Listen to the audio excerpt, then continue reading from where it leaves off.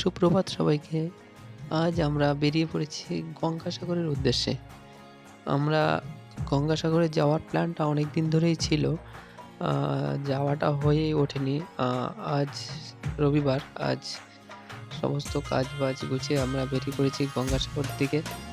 আ আমি আগেও একবার গেছি গঙ্গাসাগর। আমার ওয়াইফের যাওয়ার হয়নি। তাই ওয়াইফ, আমি আর আমাদের আ পক্ষীরাজ মানে আমাদের যে বাহন, আ আমরা ৩ জন বেরিয়ে পড়েছি গঙ্গাসাগরের দিকে। আমরা সকাল ৪:৩০ টার সময় উঠেছি। আ আ যাবো কি যাবো না করতে ৫টা ৫:৩০ বেজে গেছে আমাদের। তাই আমরা গঙ্গাসাগর যাওয়ার প্ল্যানটা ভেস্তে না দিয়েই তাই আমরা বেরিয়ে পড়লাম ৬টা নাগাদ। আমরা বারুইপুর, ক্যানিং টু বারুইপুর রোড হয়ে কুলপি রোড দিয়ে আমরা গঙ্গাসাগরের দিকে রওনা দিয়েছি। রাস্তার কন্ডিশন মোটামুটি অনেকটাই ভালো। তো বারুইপুরের পর থেকে খানিকটা রাস্তা একটু খারাপ, যেখানে আ খানাখন্দ গর্ত হয়ে আছে, যেগুলো এখনো রিপেয়ারিং হয়নি। কিন্তু ওপারটা, যেটা গঙ্গাসাগরের ওপারটা, রাস্তা যথেষ্ট ভালো এবং পরিষ্কার পরিচ্ছন্ন। আমরা তাই এখান থেকে সকালে বেরিয়ে পড়েছি এবং আমরা এখান থেকে ভেসেল পার হয়ে আমরা ওপারে যাবো। ওপারে আরও আমাদের ৩৫ কিলোমিটার যেতে হবে। আমাদের ভেসেলে নিয়েছে ৳৫০। ভেসেলে আমাদের গাড়ি আর আমাদের দুজনের মিলিয়ে ৳৫০ আমাদের নিয়েছে। এখান থেকে ভেসেল পার হয়ে ওপার থেকে আরও ৩৫ কিলোমিটার আমাদের যেতে হবে। রাস্তার কন্ডিশন এদিকে যথেষ্ট ভালো এই পারটা। এখানে অনেক রাস্তা, গ্রামের মধ্যে থেকে সুন্দর ভিউ। দুদিকে লোকজন, আ প্রচুর, দুদিকে গ্রাম আছে। আর সকালের ওয়েদার ঠান্ডা, ঠান্ডা ওয়েদার, ঠান্ডা হালকা বাতাস, ঝকঝকে রোদ একদম ঝকঝকে রাস্তাঘাট, এদিকে পরিষ্কার পরিচ্ছন্ন এবং গঙ্গাসাগরের মেলার অনেকটা এগিয়ে এসছে। আ তাই এদিকে রাস্তাঘাটগুলো একদম পরিষ্কার পরিচ্ছন্ন এবং যথেষ্ট রিপেয়ারিং করা হয়েছে। খুব ভালো কন্ডিশন, রাস্তা যথেষ্ট ভালো। মোটামুটি গাড়ি ৪০-৪৫ এর উপরে চালানো যাবে। এখান থেকে আমরা চলে এসেছি গঙ্গাসাগর। গঙ্গাসাগরে এখান থেকে আ আপনারা ডালা কিনে আ পুজো দিতে পারবেন কপিল মুনির আশ্রমে। যেগুলো দেখা যাচ্ছে, এগুলো আ কাউন্টার করা হয়েছে, যেখান থেকে আপনারা ডালা কিনতে পারবেন।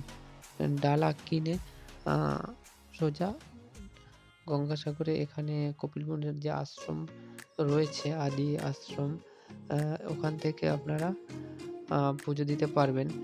এখানে যে কাউন্টারগুলো আছে, প্রসাদ ছাড়াও অনেক সামগ্রিক এখানে পাওয়া যায়, যেগুলো আপনাদের বাড়িতে আ গিফট বা আসবাবপত্র সবকিছুই এখানে অনেক কিছু পাওয়া যায়, যেগুলো কাউন্টার করে রেখেছে ওনারা।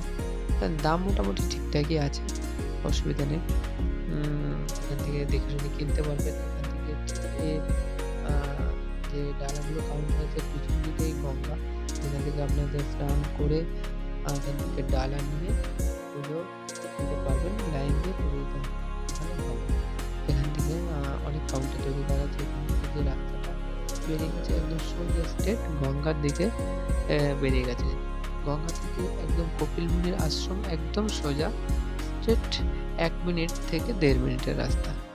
এখান থেকে কাউন্টার থেকে বেরিয়েই গঙ্গা স্নান করার রাস্তা আছে এবং দুদিকে আ এখানে ভাতের অনেক হোটেলও আপনারা পেয়ে যাবেন, যেগুলোতে নিরামিষের অনেক হোটেল রয়েছে। এখান থেকে খাওয়া-দাওয়া করতে পারবেন। এখান থেকে দেখুন, এখানে আসবাবপত্র, অনেক গিফট, অনেক মূর্তি পাওয়া যাবে। এগুলো সুন্দর, দুদিকে কাউন্টার করা রয়েছে, যেখান থেকে আপনারা ডালা নেবেন। এখান থেকে এইসব কাউন্টার থেকে ডালা নিয়ে নেবেন। ডালা নিয়ে আপনারা পুজো দিতে চলে যাবেন। এখানে আপনাদের জিনিসপত্রগুলো রেখেও যেতে পারেন, কোনো অসুবিধা নেই। এখানে যথেষ্ট ভালো এবং এরা যথেষ্ট গাইড করে দেবে। এখানে যারা আছে কাউন্টারে, দাদারা আ খুব হেল্পফুল। এখান থেকে আপনারা ডালা নিয়ে পুজো দেবেন। পুজো দেওয়ার পরে আপনারা এখান থেকে খাওয়া-দাওয়া করতে পারেন। এই হোটেলটা মা জবা হিন্দু হোটেল। এখানে আপনারা নিরামিষ, পুরো নিরামিষ, পিওর নিরামিষ, ১২ মাসই এখানে নিরামিষ পাওয়া যায়। এখানে রান্নাবান্না যথেষ্ট ভালো দাদাদের। হোটেলটা দেখতে ছোট, কিন্তু আশেপাশে যে কটা হোটেল আছে আমি যেটা শুনলাম, এখানে যারা খেতে এসছে বা ছিল গতকাল, তারা বলল এখানে রান্নাবান্না যথেষ্ট কোয়ালিটি ভালো।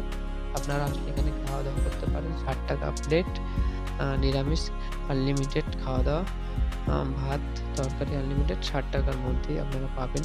এখানে কাঠে রান্না হয় এবং পরিষ্কার পরিচ্ছন্নভাবেই দাদারা পরিবেশন করে এবং সুন্দর ব্যবহার দাদাদের। দাদাদের যথেষ্ট ভালো ব্যবহার হয়। তোমরা যারা আসবে এখানে খাওয়া-দাওয়া করতে পারবে। কোনো অসুবিধা নেই। একদম রাস্তার উপরেই রয়েছে এখানে একদম হোটেলটা। এখান থেকে গঙ্গা একদম কাছেই, যেখান থেকে তোমরা গঙ্গা স্নান করতে পারবে এখান থেকে। গঙ্গা স্নান করে এখান থেকে ও মেয়েদের জন্য এখানে আলাদা করে ইয়ে করা ড্রেস চেঞ্জ করার জন্য জায়গা করা হয়েছে। ওরা ৳২০ মাথাপিছু নেয়। আর একটা চেয়ারও নিলে ৳২০ নেয়। চেয়ারটা আপনাদের এই জিনিসপত্র যেগুলো আছে ওগুলো রাখতেও পারবে। আর এখান থেকে উপরের দিকে একটা আ বাথরুম, পাকা বাথরুম আছে। যেখানে জলের কলটল আছে। এখান থেকেও আপনারা ড্রেস চেঞ্জ বা স্নান করতে পারবেন। ৳২০ নেয় একজনের। এখান থেকে একদম গঙ্গায় এখন ভিড় শুরু হয়ে গেছে গঙ্গাসাগরের মেলার জন্য। অটোমেটিক অনেক দর্শনার্থীরা এখানে চলে এসছে। ঠিক আছে?